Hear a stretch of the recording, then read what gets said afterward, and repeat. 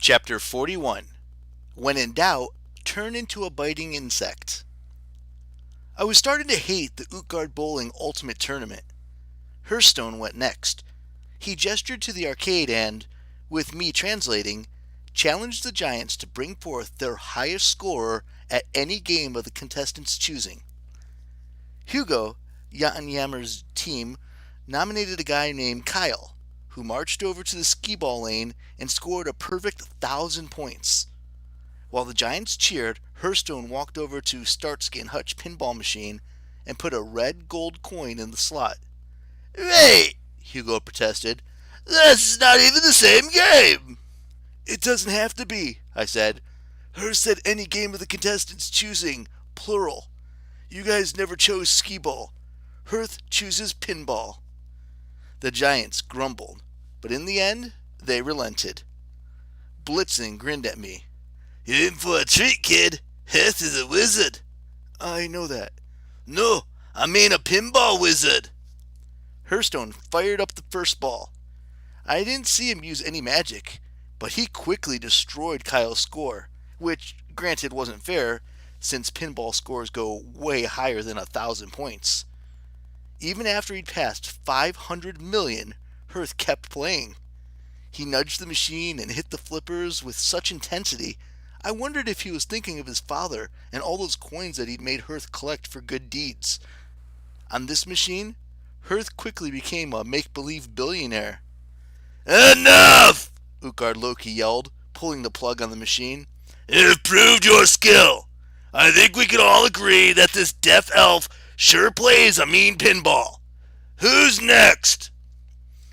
Blitzen challenged the Giants to a complete makeover. He promised he could turn any giant into someone more dashing and fashionable. The Giants unanimously elected a Jotun named Grum, who had apparently been sleeping under the bar, and collecting grime and lint there for the past 40 years. I was pretty sure he was the minor deity of bad hygiene. Blitzen was not deterred. He whipped out his sewing implements and got to work.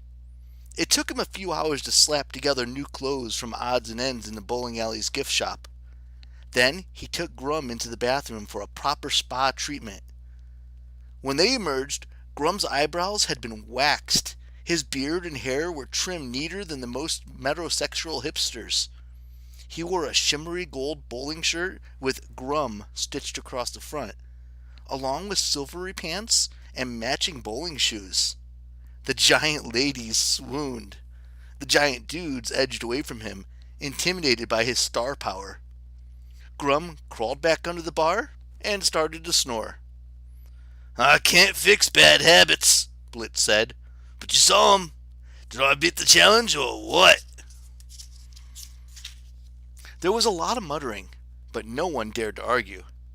Even magically enhanced ugliness was no match for a dwarven degree in fashion design. Utgard Loki leaned over me and murmured, "You're doing very well. I'll have to make this last challenge really hard so you have a high chance of dying. That should solidify any liegeman's respect." "Wait, what?" The helpful king raised his hands to the crowd. "Ladies and gentlemen, together we have some interesting guests, but never fear, we will have our revenge. 2 guests remain, as fate would have it.